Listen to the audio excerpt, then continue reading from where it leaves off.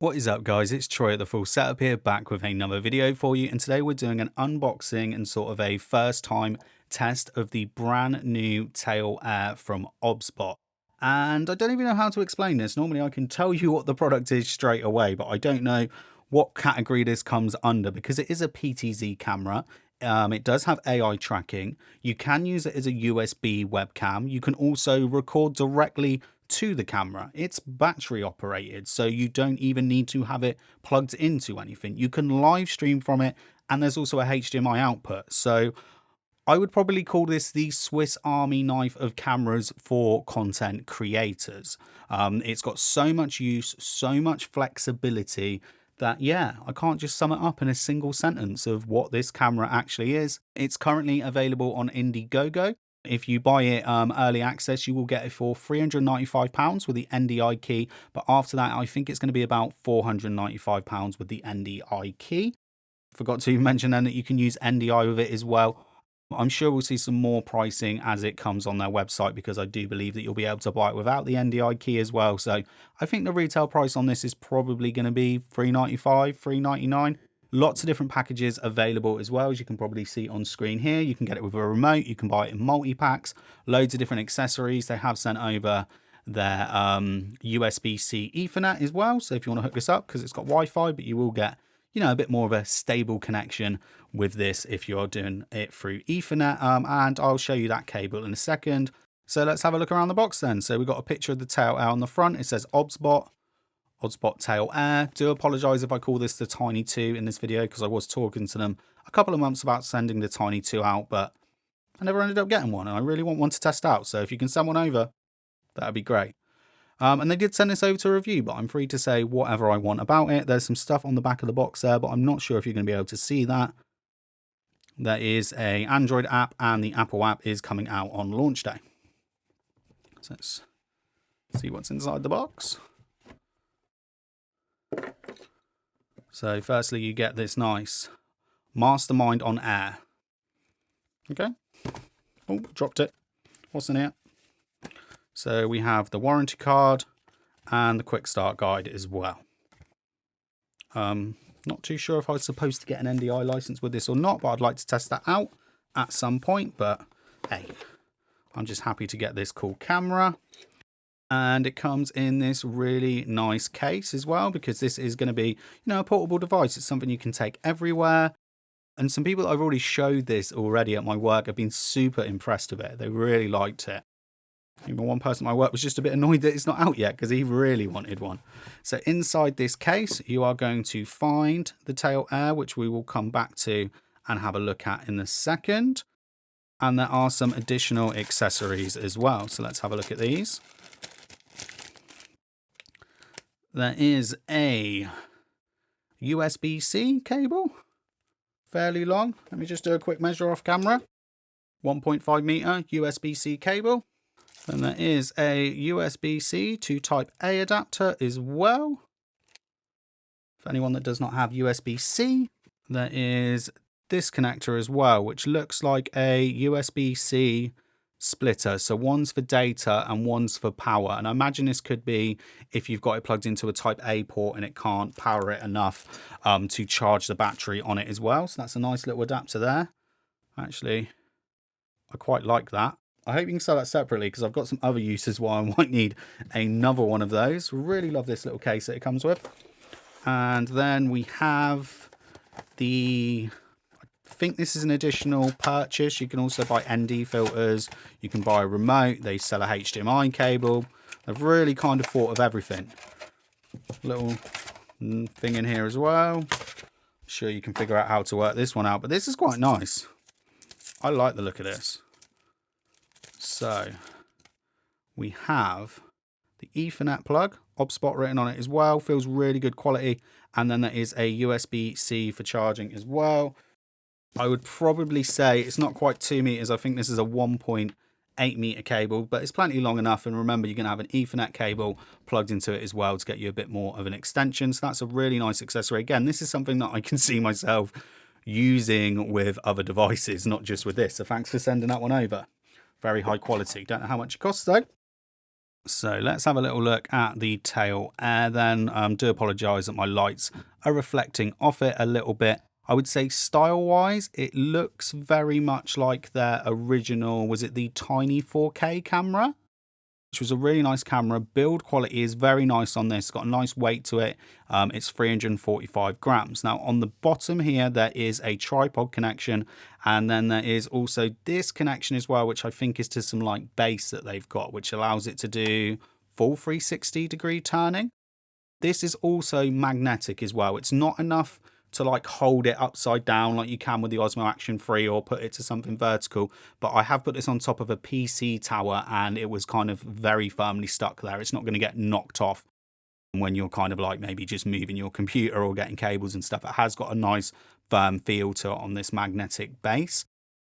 There is also a microphone port on this as well, so you can plug in your own microphone, and there is 2 built-in microphones in this. We will do a test of that a little bit later in the video. USB-C and power button on the back here, and here we have a micro HDMI that you can run up to 4K and a micro SD card slot, which takes up to 512GB SD cards. Now, as for the sensor, they are using a 1/1.8 inch sensor. It's running at f1.8, so that's very close to something like the DJI Pocket 2, and it is a 23mm focal length. Fairly wide, but not super wide. And again, you'll see the field of view a little bit later in the video. As you can see there, it is like spins all the way around. It kind of stops from there to there. There we go. And then that can go like that for the rotation. Now it's also got a built-in battery in it as well, and you can get up to, I think, 2.5 hours at 1080p. So then all you do is just hold the power button at the back. No, probably shouldn't do it when it's like that, or not hold the motor as you turn it on because you don't want to damage it. And then you just give it a few seconds. You can see it can go green there. And there we go, it's now on. So here it is then. This is the tail air plugged into the Mac Mini M2 Pro, running at 4K 25 frames per second. And as you can see there, the autofocus has already lost me as I put my hand in front of me, which was good. Not good, because it shouldn't be doing that, and we hope that it gets fixed via firmware. But you can see the autofocus here is struggling a bit. It's apparently got a laser beam on it, so it should be laser beaming my face right now. And I understand that it is a bit lower light, my setup. I've just got a couple of small little streaming lights set up in front of me and then some rear lights. No natural lighting coming in at all. And I must say the picture quality actually does look really good. I've used sensors similar to this on like action camera size in this same setup here. And I need to tweak the settings quite a bit more. I need to run the ISO a lot higher, things like that. So whatever glass they've put on the front of this, or just the fact that maybe it's got the f1.8 aperture, it does look really nice. The details are nice. The dynamic range is quite nice. I have put it on custom white balance at the moment. It doesn't like all the different colored lights going on. As I move around, my face kind of changes color a little bit, but this is just really going to be initial impressions. That's what we're going to talk about now, because there's been a bit of an issue, and the issue is the lack of apps for this at the moment. So the desktop app for both Apple and PC, I'm an Apple user, will be available when this product launches. Remember, this is pre-release firmware, pre-release software, so I'm hoping they can fix some things. Hoping they can. I hope they can fix that autofocus. So everything has to be controlled via the app. Everything has to be controlled via the app. I'm an iPhone user. That was an Android phone you just saw. There's also not an iPhone app. That won't be coming out till launch either. So I managed to find an old, well, I don't think it's that old, I just think a very cheap phone at my work that was in a drawer that they let me borrow. But it's not really letting me test it to the full amount here. I've watched some videos of people using it on slightly better Android phones, and it seems to run a lot better. So I'm taking some of this as a pinch of salt. I'm taking on the fact that when I got the iPhone app, I will be able to do some more testing, and I am going to do lots of testing. And there's so much stuff this camera can do just from playing with it for 24 hours that I'm going to make a bunch of videos anyway. I'm going to break it all down into different videos. So there'll be videos on about using this with live streaming, how to set it up with OBS, internal recordings, all of that sort of stuff, using external microphones as well, plugging directly into it. But I'm going to cover all of that in lots of different videos. But I kind of want to cover it when it's the release date stuff. I understand that it's great as, you know, someone that reviews products. It's really cool getting it early, but for me, I want the software that you've all got. I want to be using it all at the same time, and I want it to be a touch more polished. So let's start off with the autofocus then, because you could see that it lost me a little bit at the beginning of that video there, and it's quite quick. It's not, yeah, I know it's hard when you use Sony cameras. Let's just, I think it's struggling. Oh, it's upside down. Yeah, yeah, it's all right. You can see that there. It's just took ages to get my face. Still not there. Maybe if I, what happens if I press on my face? Oh, there we go. And it's back. And as a webcam, that would be fine. There'd be nothing wrong with that as a webcam. But the problem is this is like a streaming camera. This is a camera that's been designed to follow me around as I walk around, as I move around in larger spaces. And I've tested it a little bit in larger spaces. I tested it at work in the office. Sadly, because of GDPR, I can't include that footage in the video right now, but it wasn't keeping my face very well focused. So that needs improving. This is a sales point of the cameras. A PTZ AI tracking camera, and the AI is great. It tracks you and moves you around absolutely perfect. So I'll give you some examples in a minute. But the focus needs sorting out. And it's not just that either. I can hear the focus. So I'm sat about a foot away from it. So right now you're listening to the built-in mic on the Tail Air. And what I wanted to show you is that the autofocus is quite noisy. So let's see if we can replicate that. I can hear it from here, and I want to know if it's being picked up by the internal microphones.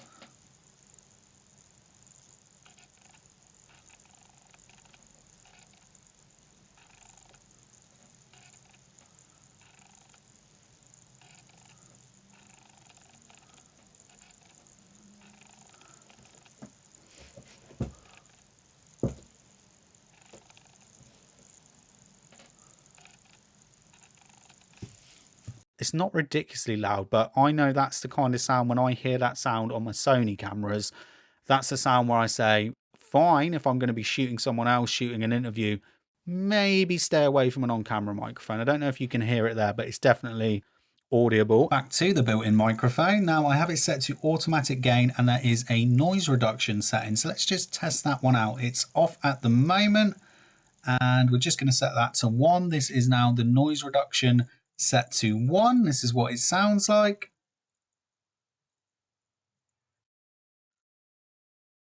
Wonder how it coped with the car that just went past. This is now noise reduction set to 2. This is what noise reduction sounds like when it is set to 2. And then this is now the noise reduction set to 3. This is the strongest noise reduction. So you can just hear what it sounds like. Personally, I don't ever use these, and this is what it sounds like now with no noise reduction turned on. Back to the desk microphone. The mics don't sound that bad. I don't think they're that bad. The out-of-the-box picture colors, I don't think are that bad. I think it's a little bit too sharp, and you can't adjust noise reduction in there because I feel like it's just doing a little bit of smoothing. So like I said, running it into the Mac Mini M2 at the moment, this is in UVC mode. And you also need the app as well to turn it on into UVC mode. I don't know if I've already mentioned that, but you do actually need the app. So out of the box, I wasn't able to just plug it into my computer and use it as a webcam. I had to get this app. I had to turn the UVC mode on. The HDMI also out of the box is only outputting 1080p, and you have to come into the app to adjust that to set it to 4K.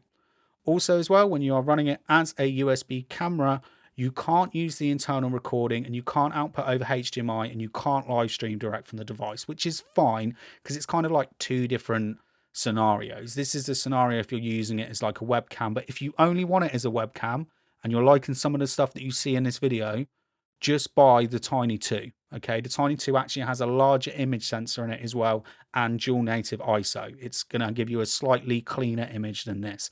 It's a camera that's so flexible. You can do so much stuff with this. So when you disable the UVC mode, you can run it out of a capture card. You can run that up to 4K. You can live stream up to 4K, and you can record internally up to 4K. With a caveat, you can only do one of them. So I would recommend that you record internally at 4K to the camera, and then you output your HDMI either in 1080p to a switcher, to your computer, or you live stream direct to it in 1080p, because not really anyone is doing 4K live streaming. It's not really that much of a thing, and I feel like you could need that more. You would need the 4K recording more. So you can only set one to 4K. That's it. Let's have a little look at this little app then. Like I said, I can't really show you that much because I can't screen record on here. But it's really simple, really easy to use. I find it very easy to use. And one of the cool things I like about it, when you turn it on, see this red bar that goes all the way around you. If you press the next tab down, you'll see all these little squares, and it says on air, wide, auto, and face. They all look about the same at the moment because I haven't got a massive field of view, or I don't really want you to see my bed, which is just over to the side there. But one of the cool things it does is it automatically finds faces. So if there was 4 people sat in a room, it would automatically find all their faces, and then you can just press it and it will create a frame. And it doesn't just create a frame, but I do believe that this option you should be able to turn it off as well, so it doesn't always do this. But it will actually track you within that frame and always keep you where you are. And you can set different parameters to this as well. So you can set how you want it to track you. So if you only want it to be in a third of the frame, for example, you can always stay in that third as it's tracking you. You can create extra positions as well. So you can add all of those. That's just a quick one there. I do believe that you can actually just track objects, but I haven't been able to figure that one out yet. So if you had something in your hand, you could have a camera that's just tracking that, which is pretty cool. Have I dropped focus because I'm not looking at the screen too much at the moment? And there's a couple of extra things you can do as well, but I think I might need gestures on. So if I hold my hand up, that now is tracking me. So that is just me. You can see there's my acoustic blanket. That's going to track me around. And it is, for the most, always going to keep me in frame. And I believe you can set different things as well. So I can create a half body one. So if I go in here, I've got half body, full body, close up. So at the moment we're just on wide. Now I'll do close up, half body. Again, I probably need a bit more space to do this because half body and full body are giving me the same thing. But there's so much stuff you can do with this. Honestly, they offered to send me 2 of these and I just said 1 because I was busy. I should have asked for 2. Oh, it is still tracking me. Let's cancel the track. Cancel. There we go. A couple of other ones you can do as well. You can just stick an L up. I'll zoom in. I think you just do it again to cancel. There we go. And then there's this one, which works a bit better when you've got a wider frame. So I can, there we go, like that. I haven't been able to figure this one out to get it back. It's scaring me now. So let's just go back to face 1. No, wide. There we go. That'll do. So yeah, there's loads of cool stuff. But yeah, it's just been a bit glitchy running it on this phone. The next option as well is where you can set, I wonder if I just press the phone if it will focus. Yeah, kind of. I'm gonna have to hold it steady. There we go. See that there? So this is where you can set like all of your exposure, all of your color. It's lost me again, so I'm just going to tap my face and it will focus back on me. So I've got it in manual mode at the moment, which is ISO 100, shutter 150. EV says it's minus 1.7. Let me put it into auto. Oh, that got very bright. It's set the ISO to, oh, it's working its way out. It's set the ISO now to 263, but the minimum shutter is 1/100. You can't have it any lower than that. And I don't understand that. That's really odd. I feel that needs to change. You can change your autofocus modes on here as well. And now that it's in auto, I can also set it to 50 Hertz anti-flicker as well. But I prefer having it in manual because then you can set your shutter speed so it's twice your frame rate, which is 1/50. That's actually going to be quite hard when you use this outdoors, but they are going to be having NDs shipping available for this at launch. So hopefully they do send me some NDs because I really want to test this one outdoors. There's also a HDR mode, which I can't do. Oh no, there we go. I think it prefers auto. So let's turn HDR off. Let it just get some focus on my face. There we go. I'm going to turn HDR mode on now.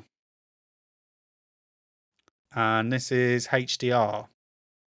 I'll turn that one off. Ooh. And then we're going to go back to manual. There we go. So yeah, loads of stuff you can do here. There's also custom styles as well, which means you can set your sharpness and stuff. Let's just tap on my face again there. Oh, it's not going to let me. It's going to come off. See if you can see all that. So you can set your sharpness, contrast. I'd definitely say this is a little bit too sharp at the moment. I'd probably turn that down a little bit. It's a touch too sharp. And you can do custom white balance as well. And there's a few other options. So there's like your automatic, daylight, fluorescent, tungsten, cloudy, that sort of stuff as well. Would be really nice if you could hold up a grey card and then set white balance as well, or just to show you what the white balance currently is on auto, because then you can then go into custom and set that. That's one thing I love doing on the DJI Osmo Action 4, because I can just see the white balance value, the current one that it is, and then I just dial that in, and then boom, you're set. You're most of the way. Anywho, that's it for me today. There's just a quick overview of the Obsbot Tiny 2. As soon as I have got the iPhone app, I will do a proper tutorial guide, instructions. I will show you all the best settings, how to get the absolute best out of this camera. There's so much content that I want to make on it. It's so flexible. This could be useful for so many different people. I mean, even as a YouTube A camera, I'm fairly impressed with it. I'd love to have a couple more of these. I could have one over here, just getting a shot on my desk when it's actually tidy. You could use it as an overhead camera as well if you had some sort of, you know, just something simple like that, like a little boom arm. Could just put that on there. This is so flexible. It's expandable. You can make it grow with you. And when you actually look at the true cost of PTZ cameras, like actual professional ones, this is actually quite cheap. This is quite a cheap device. And I'm super impressed with it. Let me know what you think about it in the description below. Are you thinking about picking one up when it launches? Make sure you subscribe so you can watch all the additional content that I'm going to do on this. Make sure I can show you the tutorials, the guides, using some wireless microphones with it. I'm going to go through everything and show you how to get the best out of your Obsbot Tai Air.